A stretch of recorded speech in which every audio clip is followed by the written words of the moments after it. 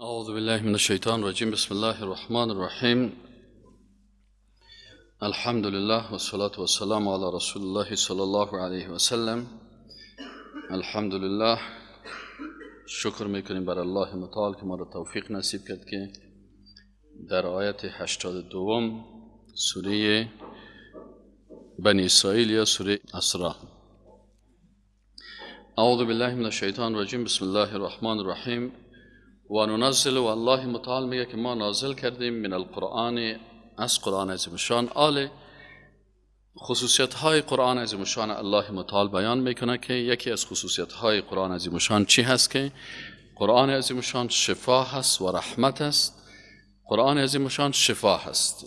در قرآن دو قسم شفا هست. یکی شفای معنوی هست که وقتی انسان قرآن بخونه، در حقیقت کفر یک مرض است، شرک یک مرض است، بدعت یک مرض است، ارتداد یک مرض است. بسیاری از گناه ها که است، گناه های کبیره مرض هستند، گناه های صغیره مرض هستند. حسادت و اینی گناه ها کلشان، غیبت، دروغ، اینا کلشان مرض هستند. الله متعال میگه که قرآن شفا هست، تمامی این امراض از قلب شما، از جسم شما پاک میسازه. از این خاطر مغز انسان توسط قرآن، فکر انسان توسط قرآن معالجه میشه، ذهن انسان توسط قرآن معالجه میشه، زبان انسان توسط قرآن معالجه میشه، دست انسان توسط قرآن. این کلش چی است؟ معالجه معنوی قرآن است. دیگه چی است؟ و شفای مادی هم است. وقتی که شما سر یک مریض سوره فاتحه را میخوانین، به شرطی که خودت به او سوره فاتحه ایمان داشته باشی و اون مریض ایمان داشته باشه. چون اینجا الله قید کرده، گفته و ننزل، الله متعال میگه که ما با عظمت خود، با قوت خود، با قدرت خود نازل کردیم من القرآن، که از قرآن شما گرفته میتونین چی را؟ ما آنچه را که هو شفاء، شفا هست، و رحمت، و رحمت است. لام اینجا لام تخصیص است، یعنی این خاص است، این شفا و رحمت برای مؤمنین، کسی که به قرآن یقین داشته باشه. حال یک نفر میگه قرآن کلام الله است، در شفای قرآنی ایمان نداره، میره پیش یک بت، میره پیش یک قبر، میره پیش یک مخلوق، میره پیش یک درخت، اما یک مرتبه سر مریض خود سوره فاتحه را نخونده. اگر این یقین داشته باشه، این را شفا میده. در قرآن گفت که در عسل شفا هست. یک نفر میدهش درد میکرد، رسول الله صلی الله علیه و سلم برش گفت برو عسل بخور. ای که عسل خورد، پس آمد گفت یا رسول الله صلی الله علیه و سلم میده من خوب نشد. رسول الله صلی الله علیه و سلم چون یقین داشت به آنچه که الله میگه، برش گفت که الله راست گفته، خب میده تو دروغگوی است، برو باز بخور. بازی نفر عسل خورد، باز آمد، باز رسول الله صلی الله علیه و سلم برش گفت که میده تو دروغ میگه، الله راست میگه، در شفا هست. مرتبه سوم وقتی که خورد، این نفر جور شد. پس در قرآن شفا و رحمت است، به شرطی که تو یقین صحیح داشته باشی. به بربو یقین میکنی، به اسپند یقین میکنی، به درخت یقین میکنی، به قبر یقین میکنی، به بت یقین میکنی، به قرآن یقین نمیکنی، پس اینجا خودت مریض هستی. قرآن راست گفته، جسم تو و فکر تو و عقل تو و عقیده تو غلط است. الله متعال میگه این شفا و رحمت است، به شرطی که مریض و کسی که بالای مریض چیزی را میخوانه او ایمان داشته باشه و عقیده داشته باشه. ولا یزید الظالمین الا خسارا. اما فکرتان باشه اگر قرآن بر ظالم بخوانی، او برش هنوز خساره میکنه. ظالم مشرک هر قدر برش قرآن بخوانی، کافر و بیدین هر قدر برش قرآن بخوانی، هنوز بر او خساره کرده میره، کفرش هنوز زیاد شده میره، هنوز کفر گفته میره. از نگاه صحیح هم اگر برش بگویی، او هنوز خراب میشه. یک وقت در جای بودم، یک دانه کمونست شیشته بودم اونجا، چشمای از این متعب چلوق بود. ما برش گفتم این چشمای طبیعی و چلوق هستی، چرا تداوی نمیکنی؟ وای گفت شما در قرآن نمیگه که در قرآن شفا هست؟ در قرآن تان سایکو هیچ ایمان نداره، نمیگه که به این قرآن ما ایمان نمیده. در قرآن تان گفته شده که شفا هست. بگینید در چشم مخی دم کو که خوب شوه. ما گفتم اگه دم کنم کور میشی. گفت چرا کور میشم؟ گفتم سایکو.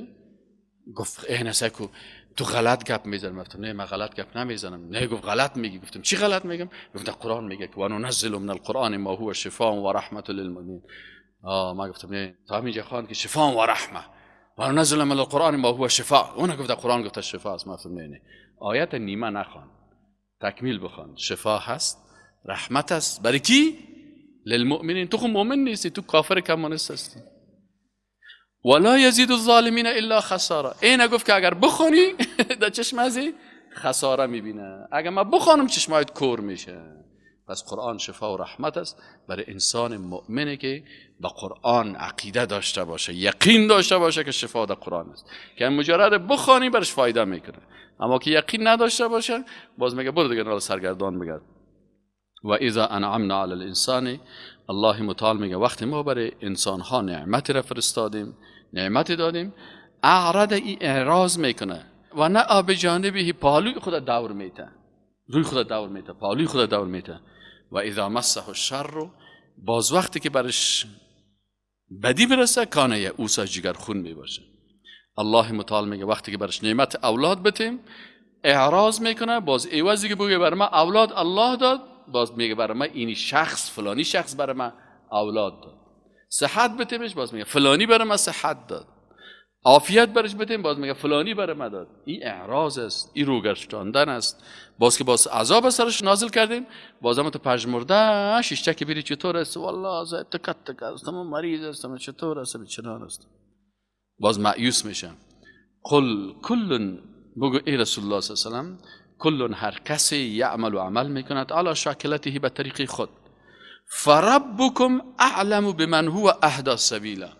حالا اگر کسی امرای شما جا را بحث میکنه، میگه تو غلط میگی، این قرآن که تو میخوانی غلط است، این حدیث که تو میخوانی غلط است، این روش را که تو اختیار کردی غلط است، قل، بگو برشان کل یعمل علی شاکلته، هر کس به طریق خود چی میکنه؟ عبادت میکنه.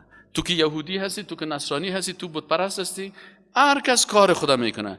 فربکم، باز الله رب شما اعلم و بسیار دانا هست بمن هو اهدی سبیلا، که کی هدایت شده در راه الله. حال هر کس ادعا میکنه، کلگی میگه من مسلمان هستم، کلگی میگه من دیندار هستم، کلگی میگه من پیرو دین هستم، من قرآن قبول دارم، من حدیث قبول دارم، من اتر هستم، لکن نمیگه. و ادعا نمیشه که نام تبانی، که تخلص تا بسیار لخص بانی. الله متعال میفهمه که کی هدایت شده. آیا تو واقعا آنچه که میگی تو صادقانه قرآن خواندی؟ یک نفر 60 سال عمرش تیر شده میگه من بسیار خوب مسلمان هستم. برش بگو 60 سال زندگی کردی؟ اگر در 60 سال یک ماه عمرت برای قرآن میدادی، تو قرآن میفهمیدی. یعنی شما جوانان الحمدلله زیاد وقت هم ندارید، مثلا روزانه 2 ساعت ما و شما قرآن میخوریم، نه؟ 2.5 ماه وقت کس داده باشه، 2.5 ماه بعد، اما اکثرش 3 ماه قرآن ختم میکنی. اینال تو خودت میفهمی روزی که آمدی در مجلس قرآن ششتی و روزی که به خیر شهادتنامه فراغت از دوره قرآن میگیری، باز خودت میفهمی که در مغزت چقدر تاثیر آمده، در فکرت چقدر تغییر آمده، در عملت چقدر الله را چقدر شناختی، عبادت الله را چقدر فهمیدی، چقدر حق و باطل درک کردی. یک نفر 60 سال عمر شدن یک مرتبه هم قرآن نخوانده، چه قسم میشه که هدایت شوم و باز بگم من مسلمان حقیقی هستم؟ نماز میخوانم، معنای نماز خدا نمیفهمم. چرا؟ معنای ساز میفهمن، معنای موسیقی را میفهمن. حتی بسیاری کسا را ریش سفید از ات فیلمای ایندی را گپایش میفهمه، ات خواندنای ایندی را معنایش میفهمه، که همین مجردی که میخوانه بر از ترجمه میکنه. اما کلام الله را که هر روز 5 وقت در هر رکعت نماز سوره فاتحه را میخوانه، برش بگو تو امیر ترجمه کن، ترجمهش نمیفهمه. این کلش بدبختی هست دیگه، این کلش خطرناک است. برای باز این نفر هدایت میشه. برش بگو دمی کل عمر دمی 60 سال یک مرتبه در درس صحیح البخاری ششتی که تو محبت حدیث برات پیدا شوه؟ نه. عربا میگن کل عدو لما یجهل، هر کس دشمن چیزی است که او را نمیفهمه. اگر یک نفر همی کامپیوتر را نفهمه، دشمن کامپیوتر است. باز که کامپیوتر را بشناسه که چقدر منفعت داره، باز بهترین دوستش کامپیوتر میشه. پس هر کس دشمن کسی است که او را نمیشناسه. ارال بسیاری کسا چون حدیث نمیشناسه، دشمن حدیث رسول الله صلی الله علیه و سلم است، دشمن سنت است. قرآن نمیفهمه، دشمن قرآن است. اگر این وقت میداد، باز به قرآن بسیار محبت میداشت. بگو فربکم، شما خدا نگوین که من بسیار خوب با تقوا هستم، خوب فهمیده هستم. فربکم الله اعلم، خوب دانا است بمن هو اهدی سبیلا، که کی خوب هدایت شده به راه راست، کی راه راست حقیقتا هدایت شده است. و یسالونک ای رسول الله صلی الله علیه و از تو سوال میکنن عن الروح، قل برشان بگو که الروح، الروح که است من امر ربی، از حکم پروردگار ما هست. روح مخلوق پروردگار ما هست، روح مخلوق پروردگار ما هست. و ما اوتیتم من العلم الا قلیلا، بر شما علم داده نشده مگر بسیار کم. ای که تو میگی من روح میفهمم و روح حاضر میکنم و روح مرده را حاضر میکنم، این کلش گپای مردمای دروغگوی و فریبکار است. کس نه روح کس را حاضر کرده میتونه، نه کس روح مرده را حاضر کرده میتونه، نه روح زنده را حاضر کرده میتونه. وقتی که بر رسول الله صلی الله علیه و مخلوق الله هست که به حکم الله در انسان ها وجود داره و روزش که شد از وجود انسان میبره. من که پیغمبر هستم در روح تصرف کرده نمیتونم. و ما اوتیتم من العلم الا قلیلا، الله بر شما کل علم نداده که کل چیزا را یادتان داده باشه، قلیل است، بسیار کم است. ولا ان شئنا، و اگر ما بخوایم ای پیغمبر، لنذهبن، یعنی اگر ما بخوایم که چی کنیم، امی قرآن از قلب تو بگیریم. تو پیغمبر ای زور نداری، تو مخلوق هستی، این قرآن ما بر تو نازل کردیم، قدرت ما هست که در قلب تو جای دادیم ای رسول الله صلی الله علیه و سلم. الله متعال میگه ولا ان شئنا، اگر ما بخواهیم، لنذهبن، میبریم بالذی، آنچه را که اوحینا الیک، بلای تو وحی کردیم، یعنی قرآن و سنت از قلب تو کلش میورداریم. ثم لا تجد لك علینا وکیلا، باز هیچ وکیل و کارسازی پیدا نمیکنی که باز در قلب تو قرآن و سنت جاگزین بسازه. نمیتونی، تو پیغمبر هستی، بنده هستی، این قدرت الله هست. الا رحمت من ربک، مگر ای که رحمت الله به. باز رحمت الله که بود هم تو را عالم میساز، چون پیغمبر صلی الله علیه و یک شخص ناخوان بود. الله متعال به اساس رحمت خود در قلب از قرآن چی کرد؟ وحی کرد. یکیش وحی جلی هست که قرآن است، یکی وحی خفی است که احادیث رسول الله صلی الله علیه و سلم. ان فضله کان علیک کبیر، ای پیغمبر فکرت باشه که این فضیلت الله بالای تو پیغمبر بسیار زیاد است. وقتی این فضیلت الله بالای پیغمبر زیاد است، اینال این فضیلت بزرگ الله به هر کس میده، برای بنده های مخلص خود میده که واقعا قرآن و سنت تمسک میورزن. در جوانی، در 14 سالگی، در 12 سالگی، در 13 سالگی کل قرآن میفهمه، در سایه سنت میفهمه، احادیث یاد میگیره. چی فضیلت بزرگی است. اما یک کسی دیگه است که 60 سال از عمرش تیر شده معنای یک سوره قرآن نمیفهمه. الله میگه این فضیلت الله هست، ما برای هر کس نمیتیم، برای کسایی میتیم که قلبش مثل قلب رسول الله صلی الله علیه و سلم قلب پاک داشته باشه، قلب خوب داشته باشه، ایمان خوب داشته باشه، و قرآن سنت یقین داشته باشه. باز الله متعال این فضل خدا برای از شخص هم نصیب میکنه. قل بگو ای رسول الله صلی الله علیه و سلم، لئن اجتمعت الانس والجن، اگر جمع شوند انسان ها و جن ها، علی ان یاتوا بمثل هذا القرآن، که بیارن مثل از قرآن، لا یاتون بمثله، آوردن نمیتونن مثل قرآن.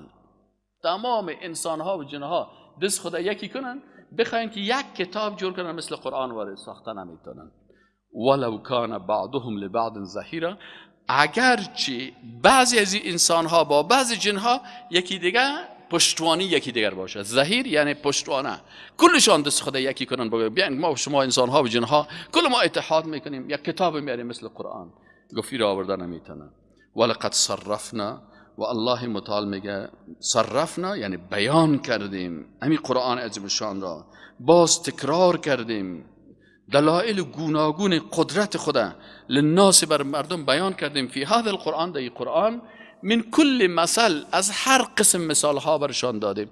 مثال موحد دادیم، مثال مشرک دادیم، مثال توحید بیان کردیم، ضد از شرک بیان کردیم، مثال هدایت گفتیم، مثال گمراهی را گفتیم، راه حق گفتیم، راه باطل برشان گفتیم، خوب برشان نشان دادیم، زشت برشان نشان دادیم، تا که اینا هدایت شدن. همه از اینا را بیان کردیم. فابا اکثر الناس الا کفورا، پس ابا کردن اکثریت از این مردم. چرا؟ مگر به خاطر اعراض و ناسپاسی. کل امی اعراض از اینا نبود مگر به خاطر ناسپاسی و کفران نعمت، به خاطر تکبر و تعصب و خودخواهی. و قالو امینه میگه مشرکا مجرما همیشه عادتشانی هست، همیشه می سر تو انتقاد میکنن. تو که قدر خوب آدم هستی، مردم در مریخ رفت، برو در مریخ، برو این کور طلا بساز، برو این کارا بکن. فکرتان باشه که این عادت مشرکا هست. و قالو و گفتن لن نؤمن لك، ما به تو هرگز ایمان نمیاریم، هیچ پیغمبر، حتی تفجر لنا من الارض ینبوعا، تا زمانی که انفجار نتی در زمین یک دانه چشمه را.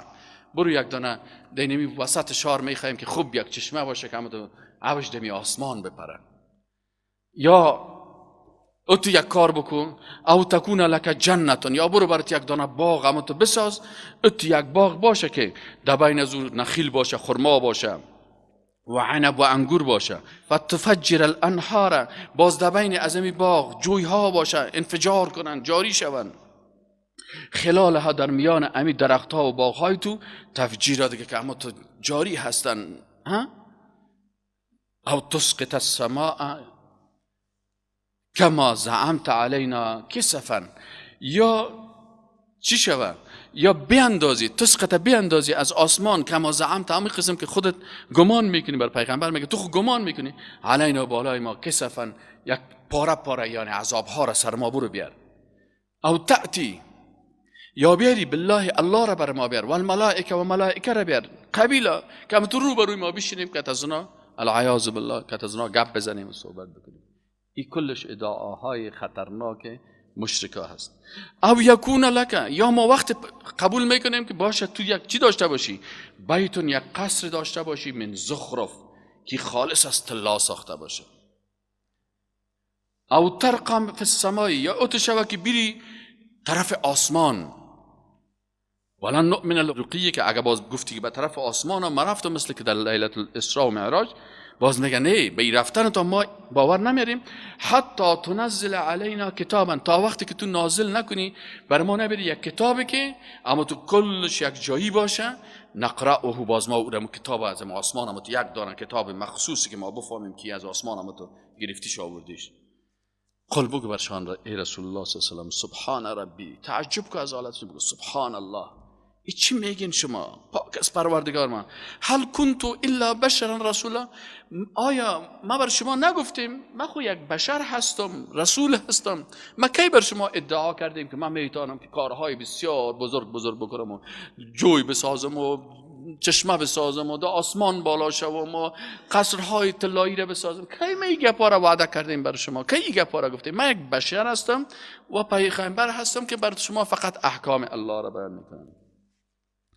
و ما منع الناس ان یؤمنوا اذ جاءهم الهدى، و میگه منع نکرد ایمان بیاورن اذ جاءهم الهدى، وقتی که برشان آمد، الا ان قالوا، مگر دلیل دیگه شان چی است؟ باز شروع کردن ابعث الله بشرا رسولا، آیا فرستاده است الله بشر انسان پیغمبر فرستاده؟ ما این قبول نداریم، باید ملائکه می بود. قل لو کان فی الارض ملائکه، برشان بگو مردم اگر در زمین ملائکه زندگی میکردن، به عوض شما ملائکه میبودن، یمشون مطمئنین، که میرفتن اما تو آرام در زمین، لنزلنا علیهم من السماء ملکا رسولا، باز ما برای ملائکه پیغمبرشان هم چی روان میکردیم؟ ملائکه روان میکردیم. حالا شما خود انسان هستین، برای انسان مزاج انسان خود انسان خوبتر میفهمه، دعوت انسان خود انسان خوب کرده میتونه، شما چرا دیگه پای بی عقلی رو میزنین؟ قل کفا بالله شهیدا، برشان بگو ای رسول الله صلی زیاد کتوت را بحث کردن، جنجال کردن، مناظره را شروع کردن، بیا که ما کتت مناظره میکنیم، کتت بحث میکنیم، برای دلیل میگیم. بگو برشان کفا بالله شهیدا، کافی است که الله شاهد باشه بینی و بینکم، در بین ما و بین شما. انه کان بعباده خبیرا بصیرا، الله مطالع بنده های خود، با قلب های بنده خود خبیرا بسیار با خبر است، از قلب بنده های خود آگاه است، بصیرا بسیار بینا هست، حالت ما را میبینه، از شما را میبینه. و من یهد الله فهو المهتد، هر کسی که الله هدایت کرد، هدایت شده حقیقی اونم هست. و من یضلل، و هر کسی را که الله گمراه کرد، فلن تجد لهم اولیاء، باز برای از اینا هیچ دوست نمیافی من دونه بغیر از الله. و نحشرهم، الله متعال میگه باز ما را حشر میکنیم یوم القیامت، در روز قیامت، علی وجوههم، که بر روحای خود افتاده، عمیا و بکما و صما، تمام حواس از اینا را میگیریم، نابینا بکمن گنگ سمن کر، انت ذلیل، مأواهم جهنم، جایگاهشان دوزخ می باشن. کلما خبت، هر وقتی که آتش جهنم کم شود، زدناهم سعیرا، باز آتش هنوز هم زیاد میکنیم بالایشان. ذالک، چرا این جزای سخت بر از این است؟ ذالک جزاؤهم، این جزایشان است، به انهم کفروا بآیاتنا، به خاطر که اینا کافر شدن به آیات ما، به دلایل قدرت ما، به کتاب ما، به پیغمبر ما، به قرآن ما، به سنت ما. و قالو، و باز استدلال کردن و گفتن ایذا کنا عظاما و رفاتا، اگر ما به استخوان‌های پوسیده مبدل شویم، و رفاتا و اعضای بدن ما پارچه پارچه توته شود، اینا لمبعوثون خلقا جدیدا، آیا باز ما مبعوث میشیم مخلوقات جدیدی؟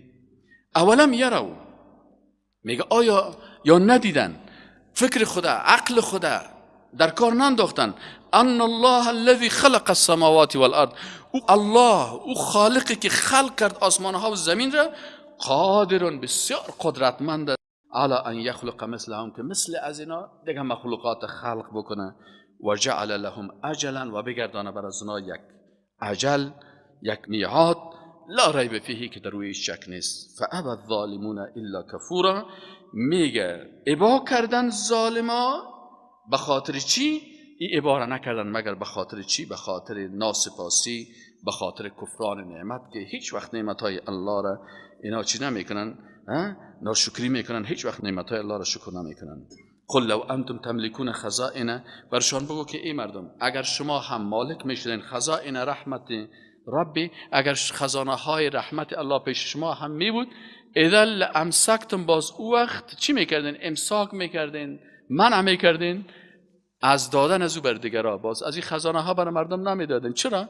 خشیت الانفاق، باز میگفتن والا اینی که بتیم بازی خو خرج میشه، مصرف میشه، از بین میره. و کان الانسان قتورا، الله میگه من میفهم که انسان چی هست، بسیار بخیل است. الله متعال میگه ای رسول الله صلی الله علیه و سلم، اگر تو اینمی معجزه هایی که اینا میخواهی هم برشان بیاری، آدم کافره که به میلیون ها دلیل هم بیاری قبول نمیکنن. چرا؟ امی درخواست از موسی علیه السلام کردن، میگه برای موسی علیه السلام 9 معجزه دادیم، بازم امی مردم قبول نکردن، بازم کافر شدن. ولقد آتینا موسی 9 آیات، و یقینا که ما دادیم برای موسی علیه السلام 9 معجزه دادیم، 9 معجزه بینات که آشکار بود، معجزه ها را به چشم خود میبینن. فاسأل بنی اسرائیل، پرسان کو از بنی اسرائیل، اذ جاءهم، وقتی که برشانی معجزه ها آمد، فقال له فرعون، این بعد از اینکه معجزه را دیدن، حالا چی گفت فرعون؟ گفت انی لاظنک یا موسی مسحورا، این معجزات هم برجادیم، باز گفت که ای موسی تو خو چی هستی؟ تو جادو شدی، این چیزایی که تو میکنی تو خودت جادو شدی.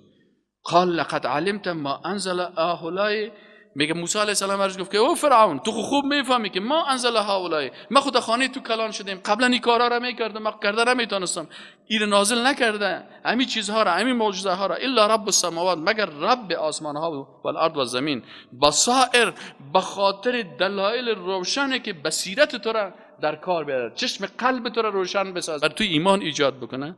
و انی لاظنک، موسی علیه السلام گفت من یقین دارم ای فرعون، یا فرعون که مصبورا، که تو هلاک میشی. دلایل دیدی، کتاب تورات دیدی، آیات آمد، معجزات آمد، کل چیز آمد، با وجود از این هم همین مشکلات هم. فاراد ان یستفزهم، فرعون خواست که موسی علیه السلام و پیروانشان بکشه، حرکت بده، از کجا؟ من الارض، از زمین، اینا را از این منطقه بکشه.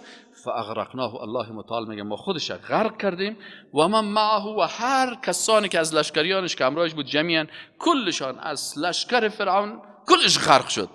و قلنا من بعده لبنی اسرائیل، میگه باز بعد از گفتیم برای بنی اسرائیل که اسکنوا الارض، دمی سرزمین زندگی بکنین، فاذا جاء وعد الاخره، باز اگر روزی که وعده آخرت آمد، جئنا بكم لفیفا، باز همه شما را جمع میکنیم، کلتان یک جای میریم. و بالحق، الله متعال میگه ما این قرآن عظیم شانه نازل کردیم با توحید، و بالحق انزل الله، ما ایره به وحدانیت حقیقی که اثبات وجود و وحدانیت الله را میکنه، با این نازلش کردیم. و بالحق نزل، و تو هم صرف خدمتگار توحید هستی، آمدی رسول الله صلی الله علیه و مردم به وحدانیت الله دعوت بکنی، و از شرک و کفر و بیدینی چی کنی؟ مردم دور بکنی. و ما ارسلناک، و ما تو را نفرستادیم مگر تو دو وظیفه داری، مبشرا و نذیرا، که انسانهای مؤمن موحد بشارت بده به جنت به نعمتها، و نذیرا و انسانهای بیدین بترسان از چی؟ از عذاب الهی. یعنی تو مبشر هستی و نذیر هستی، بشارت دهنده و ترساننده. و قرآنا، و این قرآن عظیم الشان که هست، این فرقناه، الله متعال میگه ما این نازل کردیم کم کم. در هر حادثه آیات قرآن می آمد، کلش یک دفعه نازل نکردیم در 23 سال، اما تو کم کم کم کم کم میایه. به خاطر چی؟ لتقرأه علی الناس علی مکث، که تو بخوانی ای رسول الله صلی الله علیه و آله امی قرآن عظیم شان بالای مردم علی مکث، و بسیار آهستگی، آهسته آهسته آهسته آهسته برشان یک حکم بیان شود. در هر حالت زندگی یک حکمی از الله برشان بیان شود. و نزلناه، و ما نازل کردیم این قرآن عظیم شان را تنزیلا، حقیقتا این تنزیل نازل شده از جانب خالق متعال، از خالق یکتا است. قل آمنو بهی، بگو برشان که اگر شما به ایمان بیارین، او لا تؤمنو، یا به ایمان نبیارین، ان الذين اوتوا العلم من قبله، یقین داشته باشین کسانی که برشان علم داده شده بود قبل از این، اذا یتلی علیهم، وقتی که برشان تلاوت میشد آیات کتاب الله، یخرون، مفتادن، للاذقان، بر روی های خود، سجده کنن، و یقولون، و میگفتن، سبحان، پاک است، ربنا، پروردگار ما، خالق ما، رازق ما، شفا دهنده ما، این کان وعد ربنا لمفعولا، یقینا که هست وعده پروردگار ما انجام شدنی. و یخرون للاذقان، و بر روحای خود در زمین مفتادن، یبکون، گریه میکردن، و یزیدهم خشوعا، و امی گریه هایشان و اطاعتشان از الله و توحیدشان هنوز بر از اینا خشوع و عاجزیشان بسیار زیاد میکرد. سجده تلاوت است، ما شما سجده تلاوت میکرد. اعوذ بالله من الشیطان. قل ادعوا الله، بگو برشان ای رسول الله صلی الله علیه و سلم، قل ادعوا، بگو که شما دعا بکنید، دست دعا بلند بکنید و طلب بکنید به نام الله، او ادعوا الرحمن، یا طلب بکنید به نام رحمان، ایما تدعو، به هر نام الله که شما الله را بخواین، فله الاسماء الحسنى، الله متعال نامهای حسنا داره. در قرآن و سنت 99 نام الله ذکر شده. شما با نامهای الله توسل کنین، با نامهای الله دعا بکنین، بگین یا رحمان، یا رحیم، یا الله، یا غفور، الله بخواین. نامهای الله را وسیله توسل با اسماء الله الحسنا بکنین. الله متعال میگن به هر کدامش که بخواین. الله متعال نامهای زیاد داره و این نامها بر زمین هست که انسان مسلمان در مقابل هر مشکل خود دست دعا را به اون نام الله بلند بکنه. و نامهای الله بر زمین هست که انسان مسلمان نامهای الله را یاد بگیره، مطابق نامهای الله زندگی بکنه. مثلا الله الرقیب است، مرا مراقبت میکنه. پس اگر یک کسی تحت زمین نام زندگی بکنه، همیشه از مراقبت الهی میترسه، همیشه تسلیم الله میباشه، ولو که در زیر خانه تاریک هم باشه، با وجود از این هم الله را فراموش نمیکنه و میفهمه که همیشه الله مراقب ما هست. یک استاد بود، شاگردای خدا بسیار درس عقیده داده بود. آخری روز که شد از یک امتحان گرفت. امتحان گرفت، بر از هر کدامشان یک دانه مرغ آورد، کتی یک تا کارت، گفت بگیرین این مرغ ببرین در یک جای ذبح کنین که هیچ کس شما را نبینه. این شاگردای صاحب دویده رفتن، یا استاد خوشحال بساده نه که سر بام دید که هیچ کس نیست، میره چی کرد؟ ذبح کرد. دیگه در زیر خانه رفت ذبح کرد، دیگه در باغ رفت ذبح کرد. یک دانش پس آمد دست خالی، ذبح نکرده بود. کلگی سر از این خنده کردن، گفتن اوهو توی رسید که یک مرغ کشته نمیتونه. استاد پرسانش کرد که تو چرا بچه دست خالی آمدی؟ گفت یا استاد شما گفتین در جایی برو که هیچ کس تو را نبینه، هر جایی که من رفتم مرا الله میدید، پس من هیچ جایی نیفتم که مرا هیچ کسی نبینه. خالق متعال در هر جای ما را میبینه، کرامن کاتبین در هر جای امرای ما شاهد است، حفظت الکرام در هر جای امرای ما بود، پس من جایی نیفتم که هیچ کسی مرا نبینه. الله متعال میگه ولا تجهر بصلاتک، بسیار صدایت بلند نکو در نمازت. ولا تخافت بها و بسیار پست مخوان وابتغی بین ذلک السبیل، در بین اردوی ازی چی کن؟ یک راه بگی متوسط. بعضی اوقات ما شما نماز جهری میخوانیم، امام ما جهر میخونه، بعضی اوقات نماز خفیه خوانده میشه، بعضی اوقات که باز انسان تنامان نه جهر میخونه نه خفیه، تو نماز تا به شکل میخوانی که حضور قلبی پیدا شد. یکی از شرایط حضور قلبی است که صدایت خودت بشنوی. الحمد لله رب العالمین الرحمن الرحیم، سر هر آیت استاد شوی، نمازت به طریق رسول الله صلی الله علیه و میشه. این با تجوید بخوانی در نمازت حضور پیدا میشه، معنای نماز بفهمی در نمازت حضور پیدا میشه. پس الله متعال میگه که وابتغی بین ذلک السبیل، در بین ازو راه بگیم. بگو و قل الحمد لله الذی، بگو که حمد و ثنا و صفت از برای الله و ذاتی که لم یتخذ ولدا، فرزند نگرفته هست، به دختر و پسر نیاز نداره. این سخن مشرکا هست. پس من میگم که حمد و ثنا و صفت به او ذاتی هست که ولد نگرفته است. ولم یکن له شریک فی الملک، در ملک هزی، در تصرف هزی هیچ کس شریک نیست که کابل او نگاه کنه و مزار او برش نگاه کنه و ایرات او نگاه کنه و آسمان اول او نگاه کنه. نه نه نه نه، زمین و آسمان و کابل و هیرات و مزار کلش الله حفظ میکنه.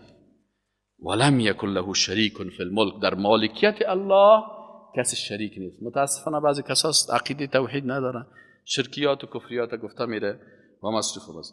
ولم یکن له ولی من الظل، نیست برای الله کدام مددگار من الظل که در وقت ضعف العیاذ بالله باز او را کمک بکنه. الله متعال قوی هست، قادر است، توانا هست، حکیم است، عالم است، هیچ وقت بر از او ضعف نمیایه. پس او خالق متعال که قوی هست، هیچ کمک کننده نیاز نداره. فلسفه بت پرستا چی هست؟ فلسفه قبر پرستا چی هست؟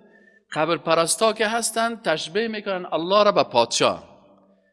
وقتی که به پادشاه های عاجز تشبیه کرد، این خودش شرک کرد. باز وقتی که قبول کرد این نفر برش گفت که والا الله مثل پادشاه وارست، باز میگه پیش پادشاه مستقیما رفته میتونی؟ نه نمیتونی، حتما پیش سکرتر پادشاه میری، پیش رئیس دفترش میری. باز او رئیس دفترش و سکرتر و بادیگاردش و مقربش عریضه تا میگیره، باز برای پادشاه پیش میکنه. حالا که قبول کردی که الله هم مثل پادشاه وارست، مجبور هستی پیش از بت بری، این سکرتر پادشاه است، پیش از بت دیگه بری، این رئیس دفترش است، پیش از قبر بری، این مقربش است، بازی عریضه تو را میگیره به الله پیش میکنه. الله متعال میگه که ای مسلمان موحدی که عقیدت از قرآن گرفتی، این قسم عقیده داشته باش که تشبیه الله را اگه به پادشاه کردی، این شرک است. لیس کمثله شیء، پادشاه عاجز است، ناتوان است، از مجبوریت عریضه کلگیر خوانده نمیتونه، مجبور است سکرتر و رئیس دفتر داشته باشه. الله متعال کس میگه ولم یکن له ولی من الظل، هیچ مددگار نداره که شما او را بگوین که اولیا هست. که ولی جمعش میشه اولیا، نیست تو اولیا و دوستایی که الله را از ضعف و عاجزی خود دوست خود گرفته باشه. اولیاء الله کسانی هستند که وا عبادت الله را خوب کردن، خودشان عاجز هستند، به الله محتاج هستند، احتیاج خود برای الله بیان کردن، او دوست الله شدن. اما الله او دوست نداره که الله ضعیف باشه باز ولیش بخیزه او را کمک بکنه. این کفر نگوین و کبره تکبیرا و تعظیم کو به الله. ببینن چقدر توحید بیان میکنه. اول توحید در حمد بیان میکنه که توحید زبانی است و قل الحمد لله الذي لم يتخذ، اینجا باز توحید در ذات الله هست که الله ولد و فرزند نگرفته. ولم یکن له شریک فی الملک، توحید از در ربوبیت الله هست که الله مالک متصرف قوی هست که همه دنیا را حفظ میکنه. ولم یکن له ولی من الظل، توحید است در صفات الله متعال که الله ذات قوی هست، کدام کسی نداره مددگاری که الله رو در وقت ضعف العیاذ بالله کمک بکنه. الله نیاز نداره بهش، الله الصمد، الله بی نیاز است. در سوره اخلاص میگه الله صمد بی نیاز است. بی نیاز از چی هست؟ نیازی به سکرتر و رئیس دفتر و مقرب و این مردما نداره. الله متعال اذا اراد شیئا ان یقول له کن فیکون، وقتی که بخوای که زمین و آسمان یک مرتبه تکت تکه بکنه، یک دفعه می کلش تکت تکه میشه. اگر بخوای که یک لحظه کلش خلق بکنه، اذا اراد شیئا ان یقول له کن فیکون. بشناسین الله را. این از کسی که قرآن رو نمیفهمه ضد قرآن گپ میزنه. و کبره تکبیرا، الله را بسیار تعظیم بکنین، بزرگ بگوین الله اکبر، با تکبیر و بزرگی و عظمت الله متعال یاد بکنین. سبحانك اللهم وبحمدك اشهد ان لا اله الا الله واستغفرك واتوب اليك.